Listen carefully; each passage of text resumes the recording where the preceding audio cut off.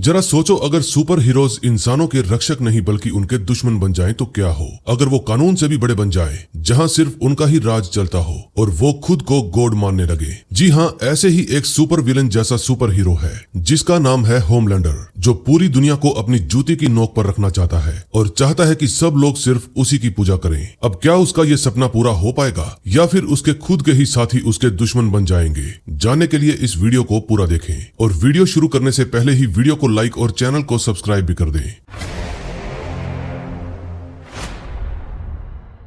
कहानी की शुरुआत होती है एक मीटिंग से, वाट इंटरनेशनल की वो सालाना मीटिंग, जिसका माहौल इस समय बहुत ही गर्म है। चारों तरफ बड़े बड़े इन्वेस्टर्स और शेयर होल्डर बैठे हुए हैं। तभी वहां पर एंट्री लेता है नीली ड्रेस पहने और अमेरिकन झंडे वाला वो शख्स जिसको दुनिया अपना रक्षक मानती है और उसका नाम है होमलैंडर। वो बड़े ही गर्व के साथ स्टेज पर खड़ा होता है, जिसको देखकर सब लोग पागलों की तरह तालियां बजाने लगते हैं। लेकिन इसी भीड़ में एनी भी मौजूद थी और वो अपनी पहचान छुपाकर यहाँ पर आई थी। फिर एनी अपने साथियों की तरफ देखकर धीरे से कहती है कि मुझे अपनी टीम से अलग होना होगा ताकि हम अपने मिशन स्टारलाइट को अंजाम दे सके।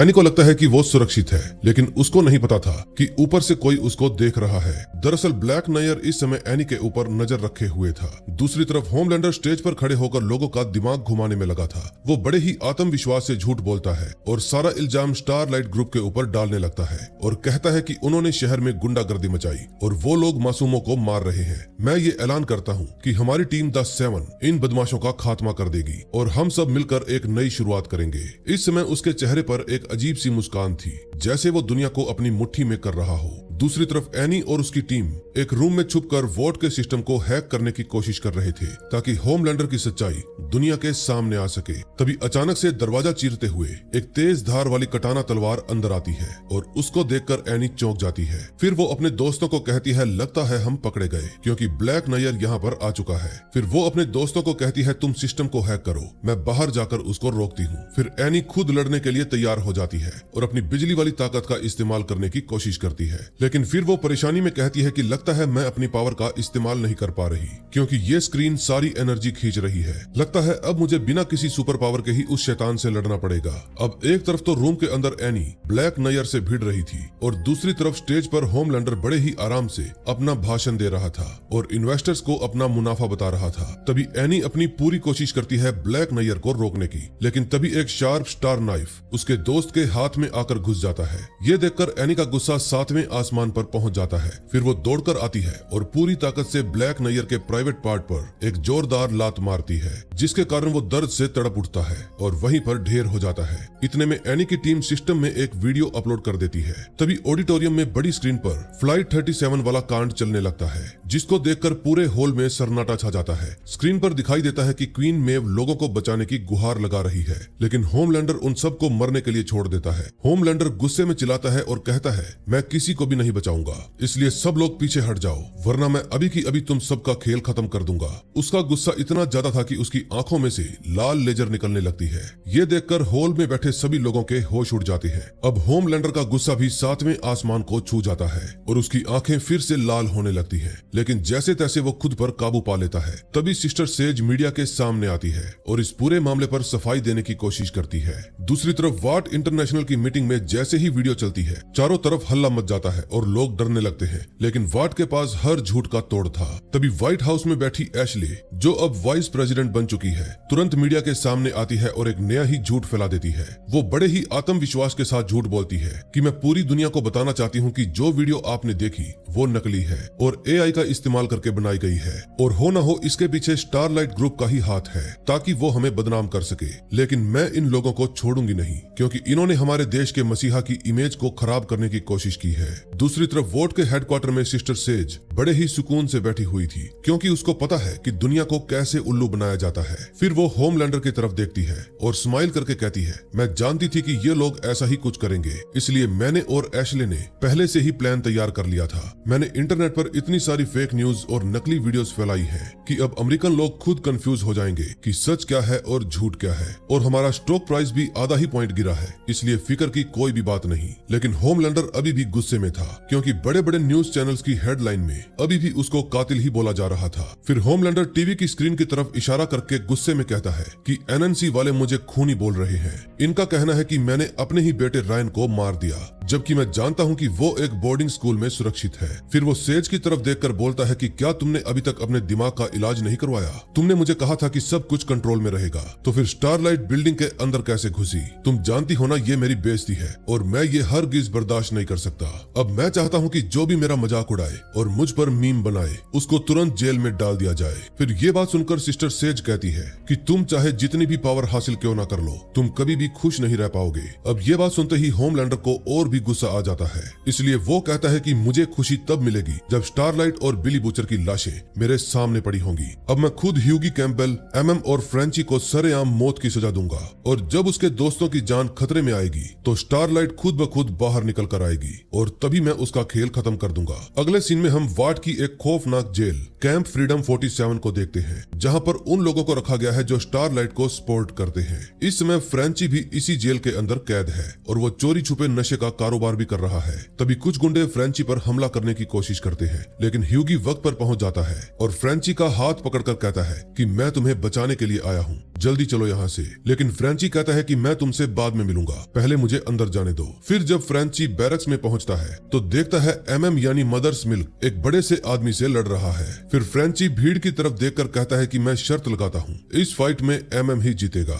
और होता भी बिल्कुल ऐसे ही है। एमएम उस गुंडे को धूल चटा देता है। फिर फ्रेंची एमएम को खुशी खुशी बताता है कि मैं तुम्हें खबर देने के लिए आया हूँ कि एनी ने फ्लाइट 37 वाली वीडियो लीक कर दी है और उसके कारण पूरी दुनिया में हंगामा मच गया। लेकिन इन लोगों की यह खुशी ज्यादा देर तक नहीं टिकती और बाहर से चीखने चिल्लाने की आवाज आने लगती है। फिर वो लोग खिड़की से बाहर देखते हैं कि जेल का एक गार्ड मासूम कैदियों को बुरी तरह से पीट रहा है। इस समय वो गार्ड बहुत ही गुस्से में था। फिर एमएम उस गार्ड को देखकर कहता है कि मैं इस शख्स को जानता हूँ, इसी ने मुझे पीट पीट कर यहाँ पर बंद किया था और आज इससे बदला लेने का समय आ गया है। अगले सीन में हम देखते हैं बिली बूचर अपने पिता से मिलने के लिए जाता है जो इस वक्त कोलन कैंसर से लड़ रहे थे। तभी उसकी नजर अपने भाई की उस जूनियर मैजिशियन ट्रॉफी पर पड़ती है जो उसके पिता ने अभी तक संभाल के रखी हुई है। फिर बूचर उस ट्रॉफी की तरफ देखकर बड़ी ही कड़वाहट से कहता है, मुझे वो दिन याद है जब मेरा भाई इसको जीता था। उस दिन वो बहुत ही खुश था, लेकिन तुमने घर आते ही उसको कमजोर कहकर इतना जलील किया कि उसने इस ट्रॉफी की तरफ देखना ही छोड़ दिया। फिर बूचर का बाप उसको घूरता है और पूछता है, तुम क्या यहाँ टिंडे लेने आए हो?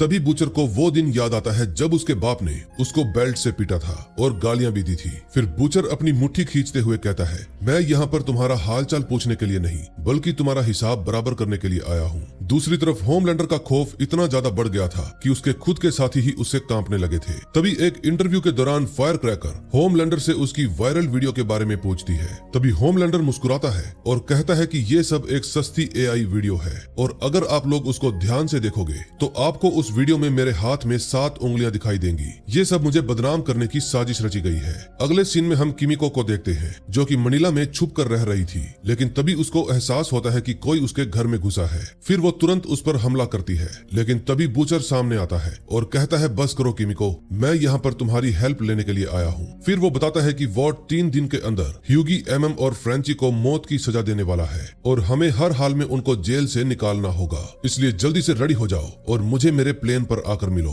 अगले सीन में हम देखते हैं ह्यूगी एक स्टारलाइट स्पोर्टर आईवी से बात कर रहा था जो कि अब पूरी तरह से अपनी उम्मीद खो चुकी है। आईवी कहती है कि यहाँ से आज तक कोई भी जिंदा नहीं निकला। फिर ह्यूगी उसका हौसला बढ़ाते हुए कहता है कि तुम यहाँ के आखिरी शख्स होने चाहिए जो अपनी उम्मीद छोड़ेगा। फिर वो बताता है कि ए ट्रेन ने अपने हाथों से मेरा गला दबाया है और ब्लैक नायर ने भी मुझे मारने की कोशिश की और यहाँ तक कि मैं एक व्हेल मछली के पेट में भी रह चुका हूँ। अब मैं तुम्हारी तरह पहले ही हौसला हार जाता तो कब का मर गया होता, लेकिन देखो अभी भी मैं सही सलामत हूँ। अब अगर तुम उम्मीद छोड़ दोगे तो तुम यहाँ से कभी भी बाहर नहीं निकल पाओगे। तभी एक कैदी दीवार फांद कर भागने की कोशिश करता है। फिर ह्यूगी उसको रोकने के लिए चिल्लाता है, जल्दी से नीचे उतर जाओ, ये खतरनाक है। लेकिन तभी देखते ही देखते उस शख्स की बॉडी किसी गुब्बारे की तरह फट जाती है। दरअसल स्पेंसर नाम का एक सुपर पावर वाला इंसान वहाँ पर हर वक्त नजर रखता है और जो भी यहाँ से भागने की कोशिश करेगा वो ऐसे ही राख हो जाएगा। अगले सीन में हम देखते हैं द डीप और ब्लैक नायर एक पॉडकास्ट पर स्टारलाइट को बुरा भला बोल रहे थे जिसको एनी भी गुस्से में देख रही थी। तभी वहाँ पर बुचर और किमिको की एंट्री होती है और उनको देखकर एनी हैरान हो जाती है। तभी अचानक से किमिको बोलने लगती है और कहती है कि मैंने अपनी बोलने की थेरेपी पूरी कर ली है और दिन रात टिकटॉक देखकर मैंने फिर से बात करना सीख लिया है। लेकिन बुचर उस पर तंज कसते हुए कहता है कि मुझे तुम तब ज्यादा पसंद थी जब तुम्हारा मुंह बंद रहता था। फिर एनी बुचर से हैरानी से पूछती है कि तुमने मुझे ढूंढा कैसे। फिर बुचर अकड़कर जवाब देता है, थोड़ा दिमाग का इस्तेमाल किया डार्लिंग, अब मैं आ गया हूँ तो डरने की कोई बात नहीं। फिर एनी बुचर को कहती है कि मैंने देखा है तुम्हारी ताकत दिन ब दिन अजीब होती जा रही है, क्या तुम अभी भी बीमार हो? लेकिन इस बात का बुचर कोई भी जवाब नहीं देता, बल्कि एक हल्की सी स्माइल करते हुए कहता है, मैं बिल्कुल ठीक हूँ। फिर वो एनी की हिम्मत की तारीफ करते हुए कहता है, तुमने फ्लाइट 37 वाली वीडियो लीक करके कमाल कर दिया। इस वक्त होमलैंडर उस वीडियो को देख देख के पागल हो रहा है और अब उसने ऐलान किया है कि वो अगले 36 घंटों के अंदर अंदर ह्यूगी, फ्रेंची और एमएम को सरेआम मौत के घाट उतार देगा। अब एनी समझ जाती है कि ये अपने दोस्तों को बचाना चाहता है। फिर वो पूछती है कि तुम्हें फ्रेंची इसलिए चाहिए ना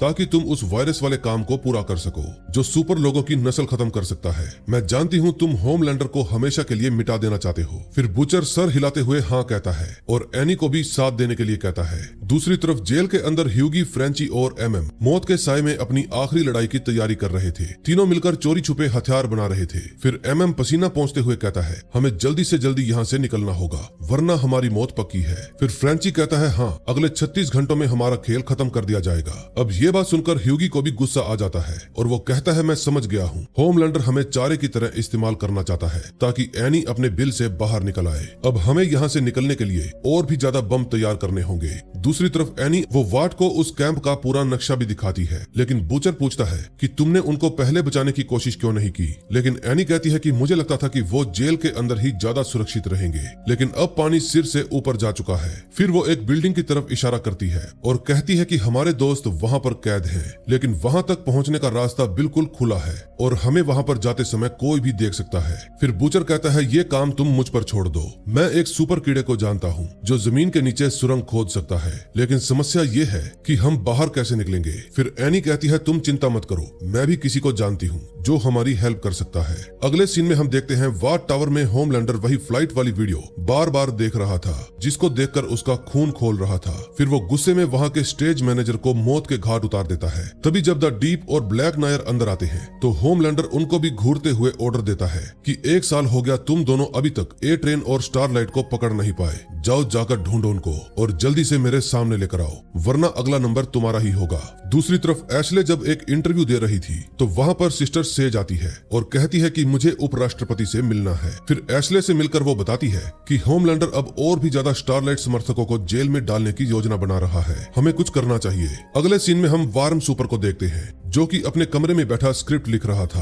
तभी उसके दरवाजे पर जोरदार दस्तक होती है। फिर बुचर को अपने सामने देखकर वो कीड़ा घबरा जाता है और बिना उसकी बात सुने काम के लिए मना कर देता है। लेकिन तभी बुचर उसकी आंखों में देखकर कहता है, मुझे बस एक सुरंग खोदने वाला चाहिए, अगर तुमने ये काम किया तो तुम उन लोगों से अपना बदला ले पाओगे जिन्होंने तुम्हें निकाला था, तो तुम उन लोगों से अपना बदला ले पाओगे जिन्होंने तुम्हें अपनी टीम से निकाला था। फिर बुचर उसको लोकेशन बताकर वहाँ से चला जाता है। दूसरी तरफ एनी और किमिको एक पुराने खंडर में किसी का इंतजार कर रही थी। तभी हवा की रफ्तार से भी तेज चलता हुआ एक शख्स वहाँ पर आता है जिसका नाम ए ट्रेन है। फिर एनी उसको देखकर कहती है कि ए ट्रेन हमारी काफी समय से हेल्प कर रहा है। तभी ए ट्रेन हैरानी से पूछता है कि बाकी लोग कहाँ हैं और ऐसी क्या आफत आ गई जो तुमने मुझे जल्दी मिलने के लिए बुलाया। फिर एनी उसको सारी बात बताती है कि ह्यूगी, फ्रेंची और एमएम को कल सुबह मौत की सजा दी जाएगी और मैं चाहती हूँ कि तुम उनको उस नरक से बाहर निकालो। फिर ए ट्रेन कहता है कि ये तो मौत के कुएं में कूदने जैसा होगा, जरूर होमलैंडर ने हमें पकड़ने के लिए वहाँ पर जाल बिछा रखा होगा। लेकिन एनी उसको यकीन दिलाती है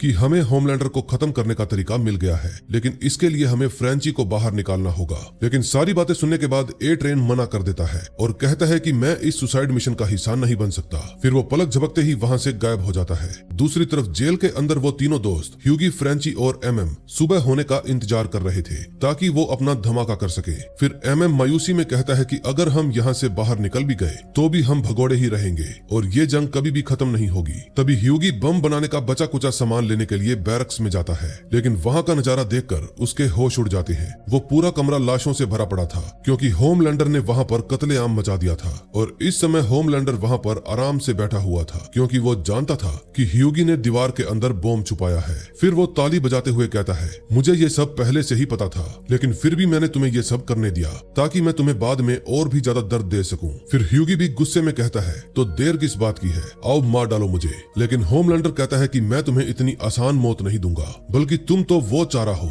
जिसको देखकर स्टारलाइट और बुचर यहाँ पर आएंगे। फिर वो हैरानी से पूछता है कि न्यूमैन, बुचर और एनी जैसे लोग तुम जैसे एक आम आदमी के लिए अपनी जान दांव पर क्यों लगा रहे हैं? मुझ जैसे ताकतवर इंसान को कभी भी ऐसी वफादारी नहीं मिली। फिर ह्यूगी कहता है कि मैंने हमेशा उनकी हेल्प की है बिना अपनी जान की परवाह किए, जो तुमने कभी नहीं की। अगले सीन में हम देखते हैं ए ट्रेन अपनी फैमिली के साथ छुपने की कोशिश कर रहा था, लेकिन तभी उसका भतीजा समुद्र की तरफ इशारा करता है जहां पानी में अजीब सी हलचल हो रही थी। उसको देखकर ए ट्रेन समझ जाता है कि मौत उसका पीछा कर रही है। दूसरी तरफ एनी जब देखती है कि उनकी हेल्प के लिए कोई भी नहीं आया, तो वो फैसला करती है कि मैं खुद जाकर उड़कर सभी को बचाऊंगी, लेकिन सबसे पहले मैं फ्रेंची को बचाऊंगी। लेकिन तभी द डीप समुद्र से निकलकर ए ट्रेन के सामने आकर खड़ा हो जाता है, जिसको देखकर ए ट्रेन कहता है कि मेरी फैमिली का पीछा करना बंद कर दो। फिर द डीप कहता है कि ये होमलैंडर का आदेश है, इसलिए उसका आदेश तो मानना ही पड़ेगा। ए ट्रेन कहता है आज वो मुझे मरवा रहा है और कल वो ब्लैक नायर को भेजकर तुम्हें भी मरवा डालेगा। हम सब उससे डरते हैं और मैं जानता हूँ कि तुम भी अंदर अंदर से उससे डरते हो। फिर द डीप झूठ बोल देता है कि मैं किसी से नहीं डरता, कोई हो कहीं से भी हो, मुझे घंटा फर्क नहीं पड़ता।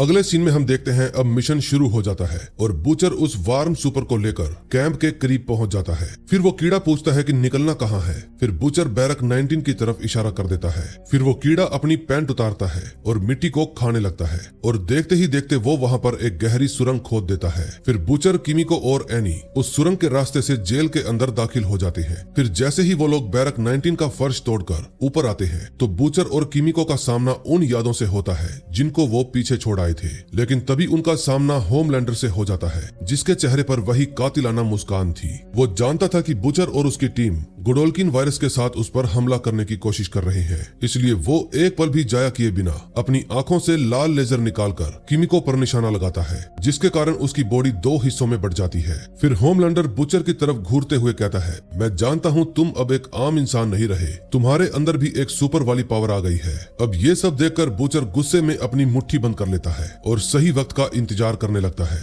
तभी किमिको भी दर्द से तड़पते हुए फ्रेंची को इशारा करती है कि जैसे ही एनी अपनी पावर का यूज करेगी, तुम तीनों यहाँ से निकल जाना। तभी पूरे कैंप के अंदर चारों तरफ एक तेज रोशनी फैल जाती है, क्योंकि एनी ने कैंप की सारी बिजली अपने अंदर खींच ली थी और फिर उस सारी एनर्जी को ऑडिटोरियम के अंदर एक धमाके के साथ छोड़ दी। फिर एनी गरज कर कहती है कि मैं तुम सबको यहाँ से निकालती हूँ, जल्दी से भागो यहाँ से। अब चारों तरफ भगदड़ मच जाती है। कैदी जेल तोड़कर बाहर निकलने लगते हैं, लेकिन तभी इसी भीड़ के अंदर एमएम की नजर उस गार्ड पर पड़ती है जिसने उसको जलील किया था। फिर एमएम उसकी तरफ लपकते हुए कहता है कि आज मैं अपना पुराना बदला लेकर ही रहूंगा। तूने मेरे चेहरे पर डंडा मारा था ना, अब देख मैं तेरा क्या हाल करता हूँ। अब वहाँ का माहौल देखते ही देखते एक जंग के मैदान जैसा हो जाता है। तभी वहाँ पर पहरा दे रहा सुपर ऊपर से भागने वालों को बॉम्ब से उड़ा रहा था। तभी बुचर कहता है कि मैं अभी इसके पर काट कर आता हूँ। दूसरी तरफ ह्यूगी आईवी नाम की लड़की को बचाने के लिए भागता है, जबकि बुचर अपने अंदर की ताकत से उस साइकिक सूप का गला घोटने लगता है। तभी एमएम भी उस गार्ड को पकड़ लेता है और उसके अखरोट फोड़ देता है।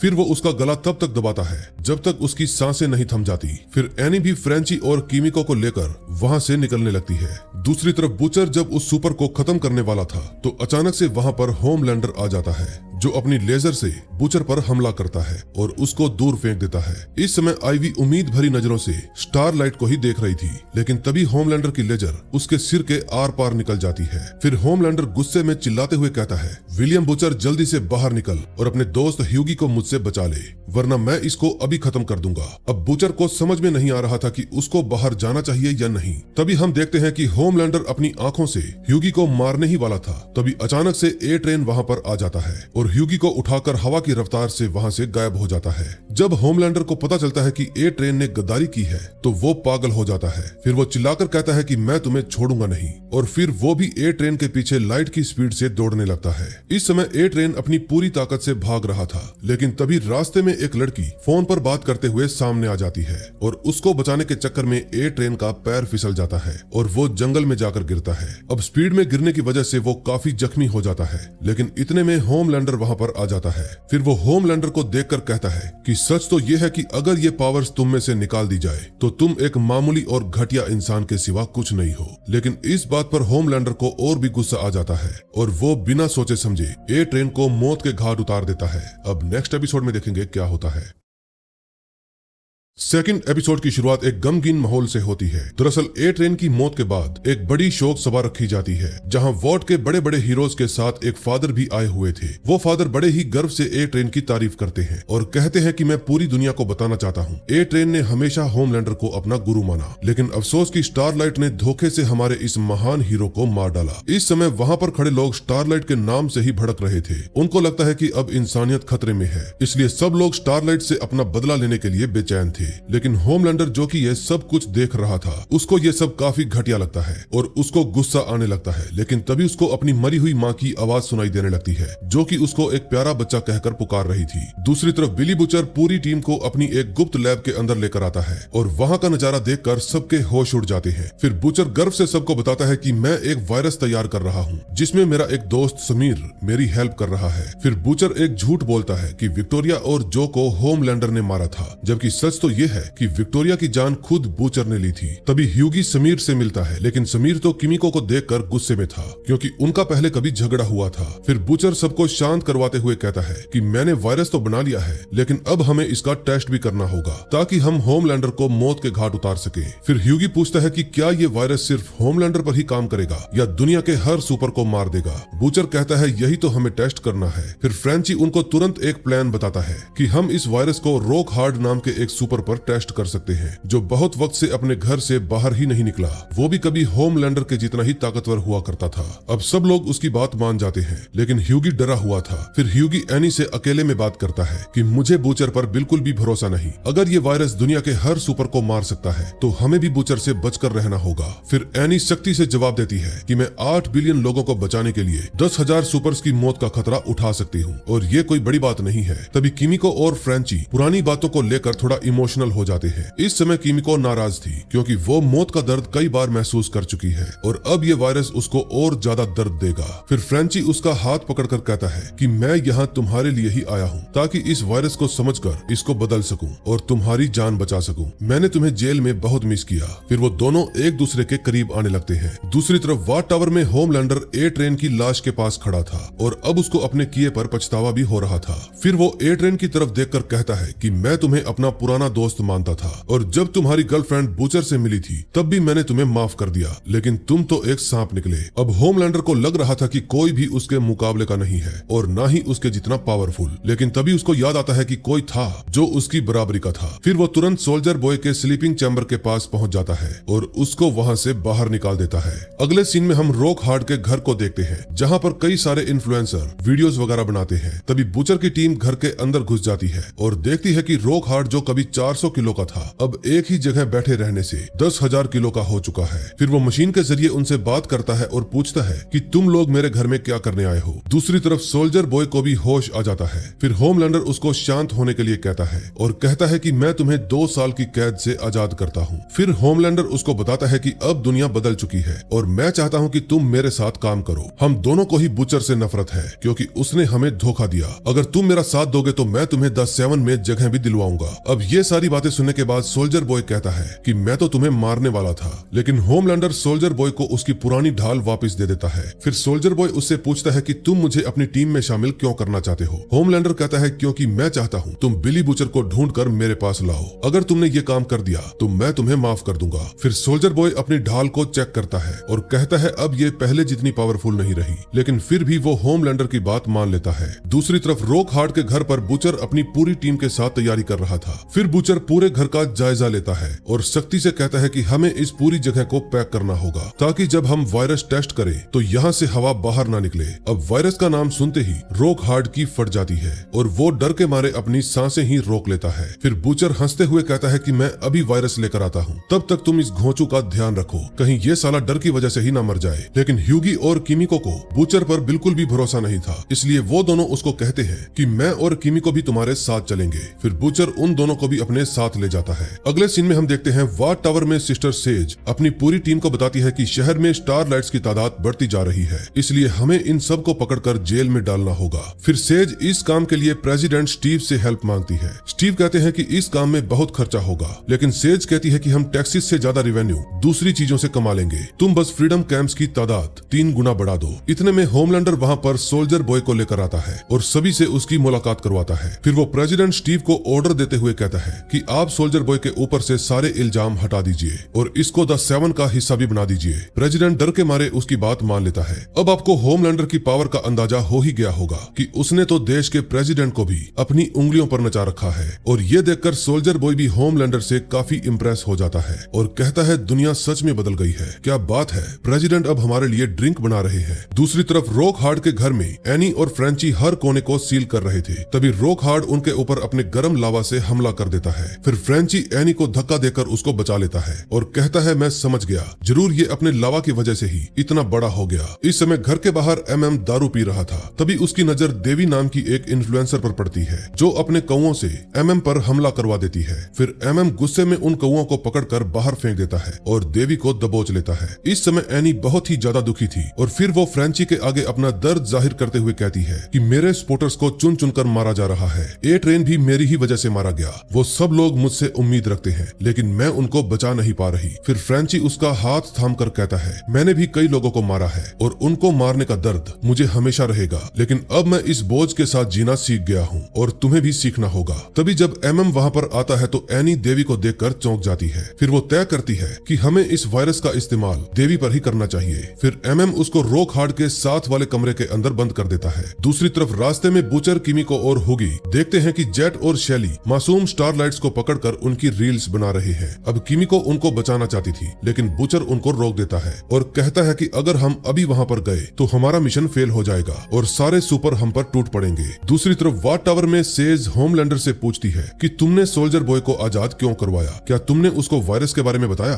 फिर होमलैंडर बड़ी ही चालाकी से जवाब देता है कि मैं उसको क्यों बताऊंगा, वो तो मेरा एक हथियार है जिसको मैंने बूचर के पीछे छोड़ा है। अब मैं देखना चाहता हूँ कि उसका बनाया हुआ वायरस कितना पावरफुल है, इसलिए इस बात को राज रखना बहुत ही जरूरी है। फिर सेज कहती है कि मुझे तो ये लगा था कि तुम अपने बाप के प्यार में पागल हो गए हो, मगर ये तुम्हारा अच्छा प्लान है। फिर सेज वहाँ से चली जाती है लेकिन होमलैंडर अंदर ही अंदर से अपने पिता के लिए परेशान था। दूसरी तरफ समीर ने भी वायरस का सैंपल तैयार कर लिया था। फिर वो वार्न करते हुए कहता है कि मैं ये सैंपल दे तो रहा हूँ लेकिन इसको सील बंद कमरे के अंदर ही यूज करना, क्योंकि अगर ये बाहर फैला तो सुपर के साथ साथ आम इंसान भी मारे जाएंगे। दूसरी तरफ एनी और फ्रेंची रॉक हार्ड को सांस लेने के लिए मजबूर कर रहे थे लेकिन वो अपनी सांस रोक कर बैठा था। तभी हम देखते हैं कि एमएम भी देवी के साथ बात करता है और कहता है कि मैं तुम्हारा दुश्मन नहीं हूँ, बस मुझे तुम्हारे ऊपर एक टेस्ट करना है, बल्कि तुम तो मुझे मेरी बेटी की याद दिलाती हो। मैं जानता हूँ शैली ने तुम्हारे सभी प्यारे कौओं को मार दिया है और वाट वाले भी तुम्हारा सिर्फ इस्तेमाल ही कर रहे हैं और ये दवाइयाँ जो तुम ले जा रही हो ये तुम्हें अंदर से खोखला कर देंगी। अभी भी वक्त है, तुम सोचो कि तुम्हें आगे क्या करना है। फिर देवी उसकी बातें सुनकर रोने लगती है और कहती है प्लीज एमएम मुझे मत मारो, मुझे वापिस अपने माँ बाप के पास जाना है। फिर एमएम का दिल पिघल जाता है और वो देवी को छोड़ने का फैसला करता है। दूसरी तरफ बिली बूचर भी अपनी टीम के साथ वापिस आ रहा था। इस समय ह्यूगी अभी भी एयर ट्रेन की मौत के सदमे से बाहर नहीं निकला था और वो नहीं चाहता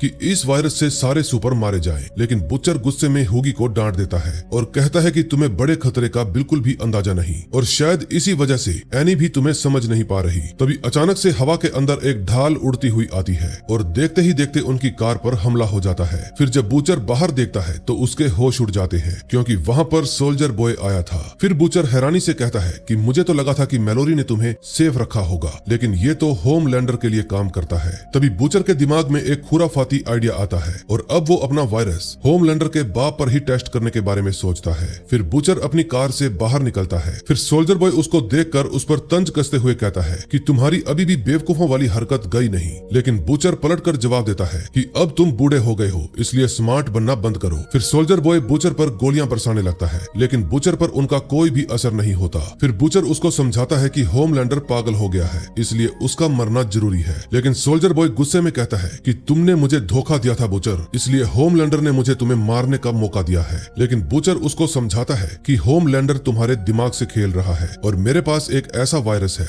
जो हर सुपर को मार सकता है और तुम्हारे बेटे ने तुम्हें मेरे पास इसीलिए भेजा है ताकि वो खुद बच जाए और तुम मर जाओ। फिर बूचर अपनी अपनी पूरी कार उठाकर सोल्जर बॉय के ऊपर दे मारता है, लेकिन इतने में वहाँ पर शैली और जेट भी आ जाते हैं। फिर सोल्जर बॉय उनको ऑर्डर देता है कि रोको इनको, लेकिन लड़ाई के बीच सोल्जर बॉय की ढाल टूट जाती है, जिसको देखकर उसे बहुत दुख होता है। तभी हम देखते हैं कि ह्यूगी और किमिको भागने की कोशिश कर रहे थे, लेकिन शैली उन पर हमला कर देती है। फिर किमिको ह्यूगी से कहती है कि मैं इसको संभालती हूँ, तुम आगे बढ़ो। फिर किमिको शैली को बुरी तरह से पीटती है। दूसरी तरफ जेट ह्यूगी को पकड़कर हवा में ले जाता है और वहाँ से जोर से नीचे फेंक देता है, जिसके कारण ह्यूगी की फटकर हाथ में आ जाती है। लेकिन तभी वहाँ पर एनी आ जाती है और उसको हवा में ही पकड़ लेती है। फिर वो सब लोग वापस से बेस पर पहुंच जाते हैं, लेकिन उनके पीछे पीछे वहाँ पर सोल्जर बॉय और जेट भी घुस आते हैं। फिर सोल्जर बॉय ह्यूगी को पकड़ता है और कहता है तुम्हारे जैसा लल्लू अभी तक जिंदा कैसे है। तभी उसकी नजर वायरस वाले बॉक्स पर पड़ती है और उसको देखकर वो कहता है कि ये तो कुछ खास नहीं लग रहा, इसलिए वो उसको फेंक देता है। लेकिन असली खेल तो तब शुरू होता है जब रॉक हार्ड ने सांस ली। उसके सांस लेते ही जेट को अजीब सा फील होने लगता है और उसको उल्टी आ जाती है। दरअसल फ्रेंची ने वायरस को पूरे रूम के अंदर फैला दिया था। तभी जब सोल्जर बॉय गौर करता है कि बॉक्स एकदम खाली है, तो इतने में वो वायरस सोल्जर बॉय के ऊपर भी असर करना शुरू कर देता है, जिसकी वजह से वो कमजोर होने लगता है और तड़प तड़प कर वहीं पर ढेर हो जाता है। फिर एनी, फ्रेंची और ह्यूगी तुरंत वहां से बाहर निकल आते हैं और पूरे घर को अच्छे से पैक कर देते हैं। दूसरी तरफ एमएम ने भी देवी को आजाद कर दिया था। फिर देवी एमएम को शुक्रिया कहती है और वहां से निकल जाती है। अगले सीन में हम देखते हैं वाट टावर में एशली सिस्टर सेज से मिलने के लिए आती है। फिर वो डरते डरते कहती है कि होमलैंडर जो भी कर रहा है वो गलत है और एक तुम ही हो जो उसको रोक सकती हो। लेकिन सेज कहती है कि मैं पूरी दुनिया को अपने इशारों पर नचा सकती हूँ, लेकिन होमलैंडर के खिलाफ जाना मेरे बस की बात नहीं है, इसलिए तुम यहाँ से दफा हो जाओ। फिर एशली अपनी कार में बैठकर खुद से ही बात करने लगती है। तभी हम देखते हैं कि एशली के दिमाग का ट्यूमर उसके सिर के पीछे एक मुंह बनकर बाहर निकल आया था और इस समय वो उससे ही बात कर रही थी। फिर जब उसका ट्यूमर उसका मजाक उड़ाता है तो एशली अपनी विग पहन लेती है और उसका ट्यूमर अपना मुंह बंद कर लेता है। तभी हम देखते हैं कि लैब में समीर रिपोर्ट देता है कि ये वायरस इंसानों के लिए बिल्कुल सेफ है, लेकिन सुपर लोगों के लिए मौत है। फिर वो सब लोग स्क्रीन पर देखते हैं कि रॉक हार्ड और सोल्जर बॉय मर चुके हैं। अब बूचर होमलैंडर को खत्म करने के लिए एकदम तैयार था। अब किमिको और फ्रेंची भी एक दूसरे के साथ खुश थे, लेकिन फ्रेंची यहाँ से भागना चाहता था। फिर किमिको उसको रोक कर रखती है और कहती है कि हमें यहाँ पर रहना होगा। अब तक हमने बहुत बुरे काम किए हैं और अब लोगों को बचाकर हम थोड़ा सा सुकून पा सकते हैं। आज जो हुआ उसके लिए एनी भी नाराज थी, लेकिन तभी ह्यूगी उसका साथ देते हुए कहता है मैं जानता हूँ तुम परेशान हो, लेकिन मैं हमेशा तुम्हारे साथ रहूंगा। अगले सीन में हम देखते हैं होमलैंडर अपनी टीम के साथ उस घर में पहुंच जाता है और सबको बाहर निकलवाता है। तभी द डीप चापलूसी दिखाते हुए कहता है आपने बहुत ही समझदारी दिखाई जो सोल्जर बॉय को मरने के लिए भेज दिया। लेकिन होमलैंडर गुस्से में कहता है कि मैंने उसको सिर्फ बूचर को ढूंढने के लिए भेजा था। अब होमलैंडर का गुस्सा देखकर द डीप इतना ज्यादा डर जाता है कि अपनी पैंट ही गिली कर देता है। तभी जब होमलैंडर सोल्जर बॉय की लाश के पास जाता है तो उसको देखकर वो बहुत रोता है और माफी भी मांगता है। लेकिन फिर जैसे ही होमलैंडर वहां से निकलता है सोल्जर बॉय अपनी आंखें खोल लेता है, यानी कि अभी भी ये जिंदा था। अब नेक्स्ट एपिसोड में देखेंगे क्या होता है। थर्ड एपिसोड की शुरुआत होती है रूस के एक सुनसान और तबाह हो चुके घर से, जहां अमेरिका के कुछ चुनिंदा सोल्जर्स एक सीक्रेट मिशन को अंजाम देने की कोशिश कर रहे थे। वो लोग बड़े ही ध्यान से आगे बढ़ते हैं, लेकिन तभी उन पर एक खतरनाक सुपर हमला कर देता है। वो सुपर इतनी बेरहमी से उन सोल्जर्स को मारता है कि किसी को भी संभलने का मौका तक नहीं मिलता। दरअसल ये सुपर कोई और नहीं बल्कि रायन था, जो कि होमलैंडर का बेटा है और अब ये पूरी तरह से बदल चुका है। फिर नेक्स्ट डे होमलैंडर वाट टावर की स्टेज पर आता है और पूरी दुनिया के सामने सोल्जर बॉय को द 7 का नया मेंबर घोषित कर देता है। लेकिन तभी होमलैंडर सबको एक शॉकिंग न्यूज सुनाता है कि सोल्जर बॉय ही मेरा असली बाप है। ये बात सुनते ही सोल्जर बॉय के चेहरे का रंग उड़ जाता है, क्योंकि वो बिल्कुल भी खुश नहीं था। फिर बाद में सोल्जर बॉय गुस्से में होमलैंडर के सामने आता है और उसकी आंखों में आंखें डालकर कहता है मुझे सब पता है कि तूने उस वायरस के बारे में पहले से ही जानते हुए भी मुझे मौत के कुएं में धकेल दिया। फिर होमलैंडर थोड़ी देर तक तो सफाई देने की कोशिश करता है, लेकिन सोल्जर बॉय उसकी दुखती नस पर हाथ रख देता है और कहता है तुम एक नंबर के निकम्मे हो। अब तुम्हारी उम्र हो रही है और तुम जल्द ही मरने वाले हो। मेरे पास कंपाउंड वी का वर्जन 1 है जिसने मुझे अमर बना दिया, लेकिन तुम्हारे पास ऐसा कुछ भी नहीं है। दूसरी तरफ फ्रेंची और उसके साथी भी उसी कंपाउंड वी के वर्जन 1 को लेकर चिंता में थे, क्योंकि उनको पता चल गया था कि जो भी सुपर वर्जन 1 ले चुके हैं समीर के बनाए हुए उस वायरस से वो खत्म नहीं किए जा सकते। फिर फ्रेंची परेशान होकर कहता है मेरा मानना है कि होमलैंडर अब हर हाल में वर्जन 1 की तलाश करेगा ताकि वो हमेशा के लिए अमर हो सके। इसलिए बिली बुचर और उसकी टीम फैसला करती है कि उनको होमलैंडर से पहले उस वर्जन 1 तक पहुंचना होगा। फिर वो लोग तुरंत स्टैन एडगर के पास जाते हैं, जहां उन्हें विक्टोरिया न्यूमैन की बेटी जोई मिलती है। जोई उनको गुस्से से देखती है और कहती है कि मैं तुम लोगों से नफरत करती हूँ क्योंकि तुमने ही मेरी माँ को मारा है। लेकिन काफी बहस और फोर्स करने के बाद स्टैन एडगर उनका साथ देने के लिए मान जाता है। फिर वो वाट की पुरानी फाइल्स उनके हवाले कर देता है और बताता है कि डॉक्टर वाट ने वर्जन 1 की सारी बॉटल्स तबाह कर दी थी, लेकिन शायद तुम्हें इन फाइल्स में कोई रास्ता मिल जाए। दूसरी तरफ होमलैंडर की भी हालत काफी ज्यादा खराब हो रही थी। उसको बार बार वही बातें याद आ रही थी कि कैसे सबने उसको निकम्मा कहा था। अब वो धीरे धीरे सदमे में जाता जा रहा था। तभी उसके सामने मैडलिन की रूह प्रकट होती है और उसके कान में धीरे से कहती है कि अब तुम्हें जीसस की जगह लेनी होगी। जो भी तुम्हारे रास्ते में आए उसको जड़ से मिटा दो और अपनी एक नई दुनिया खड़ी कर दो। दूसरी तरफ जब बॉयज की टीम फाइल्स खंगालने में बिजी थी तो जोई चुपके से रायन से मिलने निकल जाती है क्योंकि दोनों के बीच में कुछ रोमांटिक चल रहा था। फिर रायन थोड़ा हिचकिचाते हुए पूछता है कि क्या बुचर भी आया है, लेकिन जोई सिर हिलाकर मना कर देती है और गुस्से में कहती है कि हमें मिलकर उन सबको और बुचर को खत्म कर देना चाहिए। लेकिन रायन इस बात के खिलाफ था। फिर वो ठंडी आह भरता है और कहता है कि मैं बुचर से उतनी नफरत नहीं करता जितनी मैं अपने बाप होमलैंडर से करता हूँ। फिर थोड़ी देर बाद जब जैसे ही जोई वहाँ से जाती है तो हमें पता चलता है कि बिली बुचर भी वहाँ पर झाड़ियों के पीछे छुपकर उन दोनों की एक एक बात सुन रहा था। फिर वो धीरे से बाहर निकलता है और रायन की आंखों में देखकर कहता है, मैं तुमसे सिर्फ 5 मिनट अकेले में बात करना चाहता हूँ, क्या तुम तैयार हो? फिर रायन थोड़ी देर सोचता है और फिर बुचर के साथ अकेले में बात करने के लिए मान जाता है।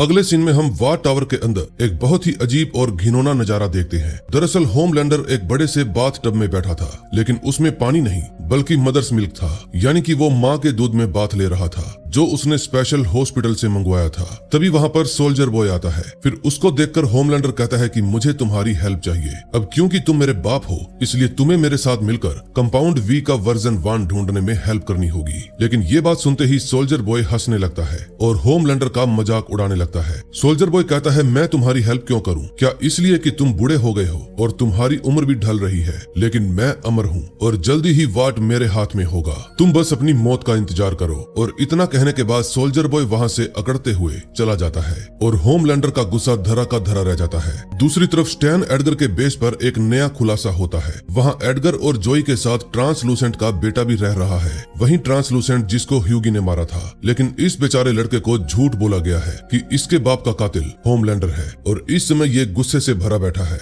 और किसी भी हाल में अपने बाप की मौत का बदला लेना चाहता है। फिर ह्यूगी उसको समझाने की कोशिश करता है कि बदले की आग में जलने से सिर्फ तुम्हारा ही नुकसान होगा, इससे तुम्हें सुकून नहीं मिलेगा। लेकिन वो तो किसी भी हाल में होमलैंडर को मारना चाहता है। दूसरी तरफ बुचर और रायन जब बार के अंदर बैठे थे तो बुचर एक बियर की बोतल रायन की तरफ बढ़ाता है और उसको उकसाते हुए कहता है, जिसने तुम्हारी माँ के साथ इतना बुरा किया और जो सिर्फ तुम्हारा इस्तेमाल करना चाहता है, उस घटिया इंसान को सिर्फ तुम ही खत्म कर सकते हो। उसकी बातें सुनकर रायन थोड़ी देर के लिए खामोश हो जाता है और इस बारे में सोचने लगता है। फिर बुचर उसको पूरी तरह से कन्विंस कर लेता है। अब रायन के अंदर भी गुस्सा भर जाता है और वो कहता है, अब मैं तैयार हूँ। अब वो वायरस लेकर मैं होमलैंडर के पास जाऊंगा और उसको मौत के घाट उतार दूंगा। दूसरी तरफ सिस्टर सेज के कहने पर द डीप और नोअर 2 और सुपर को लेकर स्टैन एडगर के घर की तरफ निकल पड़ते हैं ताकि वो वी वर्जन 1 ढूंढ सके।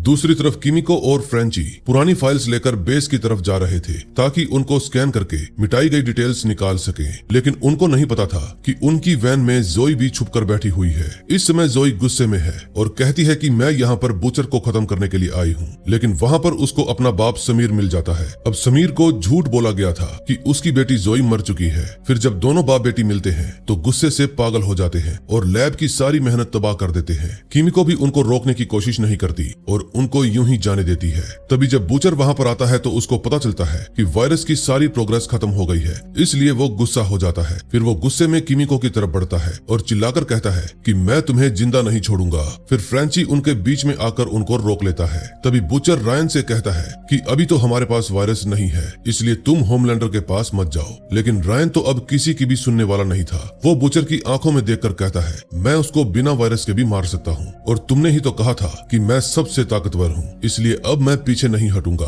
फिर रायन अकेले ही होमलैंडर से भिड़ने के लिए निकल पड़ता है। तभी हम देखते हैं द डीप और नोअर स्टैन एडगर के बेस का दरवाजा तोड़ने की कोशिश करते हैं। फिर वो ट्रांसलूसेंट के बेटे का इस्तेमाल करने का प्लान बनाते हैं, लेकिन उनका ये प्लान उल्टा पड़ जाता जाता है क्योंकि डीप उस लड़के को पकड़ लेता है और उसको असलियत बताते हुए कहता है, तुम्हारे बाप को होमलैंडर ने नहीं बल्कि ह्यूगी कैंपबेल ने मारा था। उसने अपने हाथों से तुम्हारे बाप के टुकड़े टुकड़े कर दिए थे। ये बात सुनकर वो लड़का दंग रह जाता है और गुस्से में डीप का साथ देने के लिए मान जाता है। फिर वो बेस का पासवर्ड उनको बता देता है, लेकिन तभी हम देखते हैं कि स्टैन एडगर बाकी बॉयज को धोखा देकर पीछे के रास्ते से भागने की कोशिश करता है। भागते समय उसको लग रहा था कि अब वो बच निकलेगा, लेकिन तभी नोअर उसको दबोच लेता है और घसीटते हुए अपनी गाड़ी की तरफ ले जाता है। फिर वो उसको गाड़ी के अंदर फेंक देता है, लेकिन तभी ब्लैक नोअर को भी पता नहीं चलता कि उसका अपना ही साथी डीप उसको धोखा देने वाला है। अब डीप अपने नंबर बढ़ाने के लिए नोअर पर हमला कर देता है और उसको बेहोश करके गाड़ी से बाहर निकाल देता है। फिर डीप मुस्कुराते हुए कहता है कि अब स्टैन एडगर को मैं खुद होमलैंडर के पास लेकर जाऊंगा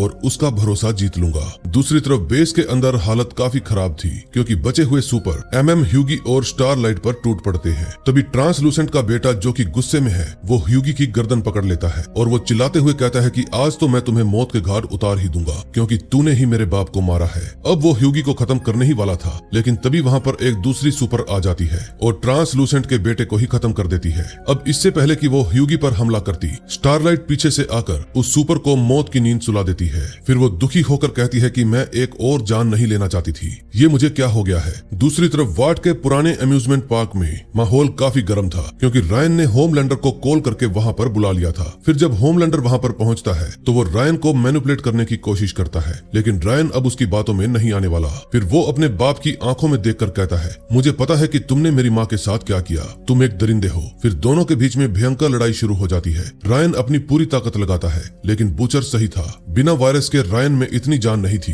कि वो अपने बाप का मुकाबला कर सके। फिर होमलैंडर रायन को जमीन पर पटक देता है और गुस्से में कहता है, अब मुझे तुम्हारी कोई जरूरत नहीं, अब मैं कंपाउंड वी का वर्जन 1 ढूंढूंगा और अपनी लेगेसी खुद आगे बढ़ाऊंगा। फिर वो अपने बेटे रायन को इतनी बेरहमी से मारता है कि वो अधमरा हो जाता है। दूसरी तरफ बॉयज के अड्डे पर सब मिलकर एक आखिरी प्लान बनाते हैं।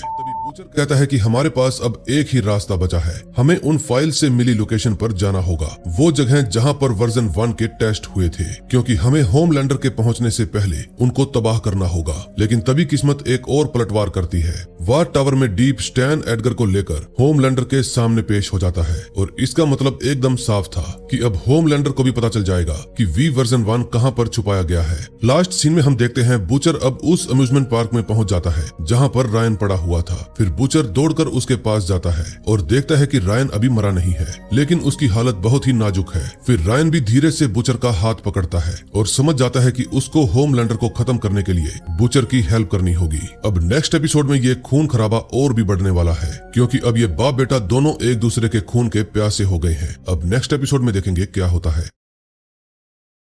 फोर्थ एपिसोड की शुरुआत होमलैंडर के उस आलीशान अपार्टमेंट से होती है जहां चारों तरफ सन्नाटा छाया हुआ था। तभी वहां फायर क्रैकर की एंट्री होती है। होमलैंडर उसकी तरफ देखता है और उसे एक बहुत बड़ा काम सौंप देता है। होमलैंडर गुस्से में कहता है, पूरी मीडिया टीम को अपने कब्जे में लो और उनके दिमाग में ये बात बैठाओ कि मैं सिर्फ एक सुपर हीरो नहीं बल्कि अमेरिका का नया मसीहा हूँ। आज से दुनिया मुझे नए जीसस की तरह देखेगी। दूसरी तरफ बुचर रायन को लेकर अपने एरिक काउंटी वाले बेस पर पहुंचता है। इस समय रायन की हालत बहुत खराब थी क्योंकि वो बुरी तरह पिटा हुआ था और अब उसके चेहरे पर बुचर के लिए सिर्फ नफरत थी।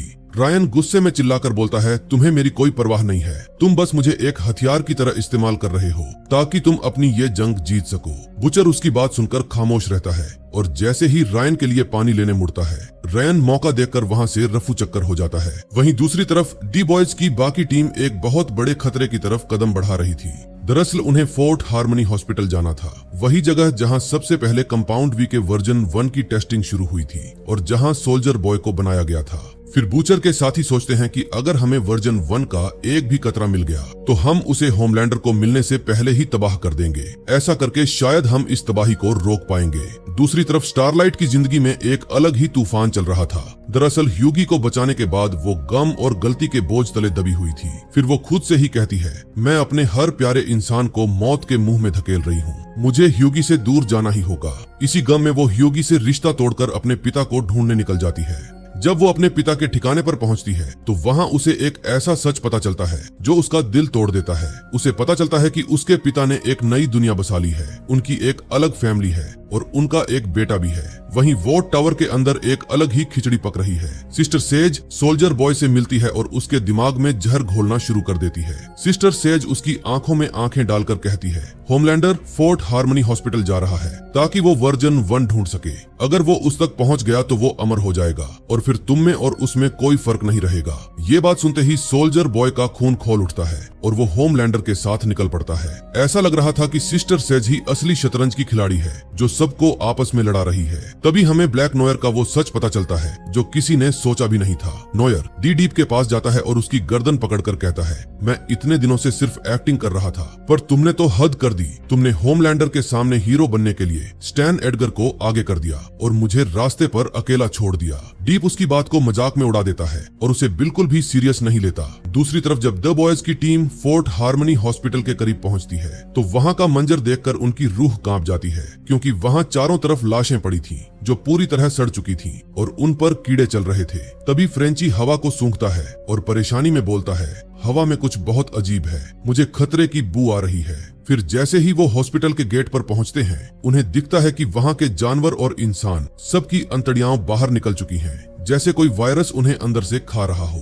दूसरी तरफ स्टारलाइट अपने पिता से हर उस दर्द का हिसाब मांगती है जो उसने बचपन से झेला है। उसके पिता एक पुरानी पेटी खोलते हैं और बोलते हैं, मैंने तुम्हारी हर पुरानी याद और हर खिलौना संभाल कर रखा है। मैं तुमसे बहुत प्यार करता हूँ, लेकिन मैं कंपाउंड वी के उस झूठ के साथ जी नहीं सकता था, इसलिए मैं तुम्हें छोड़कर चला गया। स्टारलाइट अपनी आंखों में आंसू लेकर कहती है, शायद अपनों को छोड़कर जाना हमारे खून में ही है, क्योंकि मैं भी उस शख्स को अकेला छोड़ आई हूँ जिसे मैं सबसे ज्यादा प्यार करती हूँ। फिर उसके पिता उसे समझाते हैं और कहते हैं, जो गलती मैंने की वो तुम मत दोहराओ, वापस जाओ ह्यूगी के पास। लेकिन हॉस्पिटल के अंदर हालात बेकाबू हो रहे थे, क्योंकि डी बॉयज की टीम बिना किसी वजह के ही आपस में लड़ने लगती है। अब वो एक दूसरे का खून बहाने पर उतर आए हैं। सिर्फ फ्रेंचे ही था जो पूरी तरह होश में था। तभी वो खुद से कहता है, मैंने इतने सालों से इतने सस्ते नशे किए हैं कि अब ये जहरीली हवा भी मुझे असर नहीं कर रही।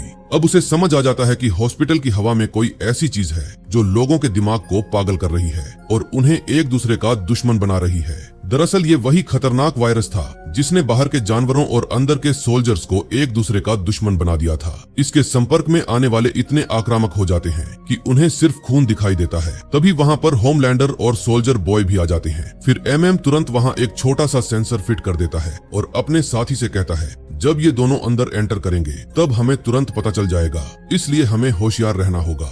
वहीं दूसरी तरफ जब स्टारलाइट अपने स्टेप ब्रदर से मिलती है तो उसका भाई उसको देखते ही नफरत से भर जाता है और कहता है, मैं तुमसे नफरत करता हूँ क्योंकि मीडिया में जो कहा जा रहा है वो सच है। तुम एक टेररिस्ट हो, मेरे लिए तो सिर्फ होमलैंडर ही मेरा असली गॉड है। फिर स्टारलाइट उसे शांति से समझाती है कि मैं बुरी नहीं हूँ, तुम्हें बस सच्चाई का नहीं पता। फिर काफी देर बहस करने के बाद वो अपने भाई को थोड़ा बहुत यकीन दिला देती है कि वो गलत नहीं है। दूसरी तरफ सोल्जर बॉय और होमलैंडर जैसे ही हॉस्पिटल के अंदर कदम रखते हैं, सोल्जर बॉय के दिमाग में पुरानी यादें ताजा होने लगती हैं। फिर वो वहां की दीवारों को देखकर कांप उठता है, क्योंकि इसी जगह पर उसके ऊपर दर्दनाक एक्सपेरिमेंट्स किए गए थे। इसी दौरान बेसमेंट में एमएम को एक पुरानी वॉल्ट मिलती है, लेकिन वहां से सारा वर्जन 1 पहले ही गायब हो चुका था। लेकिन वहां रखा कुछ नशे का सामान और सबूत देखकर एमएम को समझ आ जाता है कि ये किसी ऐसे सुपर का काम है जो सोल्जर बॉय की टीम का पुराना साथी था और इतना ताकतवर कि एक मुक्के से वॉल्ट तोड़ दे। फिर एमएम गुस्से में कहता है, अब हमें उस सुपर को ढूंढना होगा, वही हमारा अगला निशाना है। दूसरी तरफ स्टारलाइट के पिता के घर पर पुलिस आ जाती है। तभी उनका एक पुराना दोस्त जो एक शेरिफ है, स्टारलाइट को अरेस्ट करने के लिए आता है। स्टारलाइट के पिता उसे रोकने की कोशिश करते हैं और कहते हैं, मेरी बेटी ने कुछ नहीं किया, मीडिया वालों ने उसे गलत दिखाया है। फिर काफी मिन्नतों के बाद वो शेरिफ उन्हें 1 घंटे का वक्त देता है और कहता है, अगर 1 घंटे में ये यहाँ से नहीं भागी तो मैं पूरी फोर्स के साथ आकर इसे अरेस्ट कर लूंगा। दूसरी तरफ हॉस्पिटल के बेसमेंट में वायरस का असर अब द बॉयज पर भी होने लगता है। अब वो सब पागल हो जाते हैं और एक दूसरे पर हमला कर देते हैं। ह्यूगी तो इतना गुस्से में आ जाता है कि वो एमएम पर गोली चला देता है। अब किमिको और बटर भी बिल्कुल जंगली हो चुके थे। तभी फ्रेंची ये सब देखकर वहां से भागने लगता है ताकि इस मुसीबत का कोई हल ढूंढ सके। इस समय होमलैंडर और सोल्जर बॉय ऊपर के सेक्शन में घूम रहे थे। तभी जैसे ही होमलैंडर एक सेक्शन के अंदर जाता है, सोल्जर बॉय बाहर से दरवाजा बंद करके उसका नॉब निकाल देता है फिर होमलैंडर चिल्लाने लगता है, लेकिन soldier boy radiation chamber on करके कहता है, अब तुम बुरी तरह फंस गए हो। अब मैं वर्जन 1 ढूंढकर उसे तबाह कर दूंगा ताकि तुम कभी अमर ना हो सको। रेडिएशन की वजह से होमलैंडर की हालत खराब हो जाती है। वो उल्टियां करने लगता है और उसकी पावर्स कमजोर पड़ने लगती हैं। तभी फ्रेंची को एक ऐसी जगह मिलती है जहां एक और मरीज दीवार से चिपका हुआ था। ये वही सुपर था जिस पर एक्सपेरिमेंट्स हुए थे और इसी की वजह से पूरे एरिया में वायरस फैला है। फिर फ्रेंची सोल्जर बॉय को वहां लेकर आता है। सोल्जर बॉय उस सुपर को देखकर कहता है, इसने मेरे साथ धोखा किया था, इसकी यही सजा है कि ये यहाँ तड़पता रहे। लेकिन फ्रेंची अपने दोस्तों को बचाने के लिए सोल्जर बॉय को उकसाने लगता है। वो उसे इतना टोंट मारता है कि सोल्जर बॉय गुस्से में एक बड़ा रेडिएशन ब्लास्ट कर देता है और उस सुपर को खत्म कर देता है। उसके मरते ही हॉस्पिटल की हवा साफ हो जाती है और नीचे लड़ रहे ह्यूगी, एमएम और किमिको सब नॉर्मल हो जाते हैं। इसके बाद स्टारलाइट अपने पिता को अलविदा कहकर वापस ह्यूगी के पास पहुंच जाती है। फिर दोनों एक दूसरे को गले से लगा लेते हैं और सब गिले शिकवे दूर कर लेते हैं। इतने में होमलैंडर भी किसी तरह से उस चैम्बर से बाहर निकल आता है और सोल्जर बॉय से मिलता है। सोल्जर बॉय उदास होकर बताता है, इस पूरे हॉस्पिटल में कहीं भी वर्जन 1 नहीं था, हमारी मेहनत बेकार गई। ये बात सुनकर होमलैंडर का दिल टूट जाता है। तभी लास्ट सीन में हम देखते हैं पूरा अमेरिका टीवी स्क्रीन पर देख रहा था कि होमलैंडर को officially new God of America बना दिया गया है। अब लोग उसे नए जीसस की तरह पूज रहे हैं और इसी के साथ एपिसोड 4 भी खत्म हो जाता है। दोस्तों, अगर आपको इस सीरीज में मजा आ रहा है तो वीडियो को लाइक करके चैनल को सब्सक्राइब कर दो ताकि जैसे ही इसके नेक्स्ट एपिसोड्स आएं आपको पता चल जाए। तो मिलते हैं नए दिन नई वीडियो के साथ। Till then bye bye.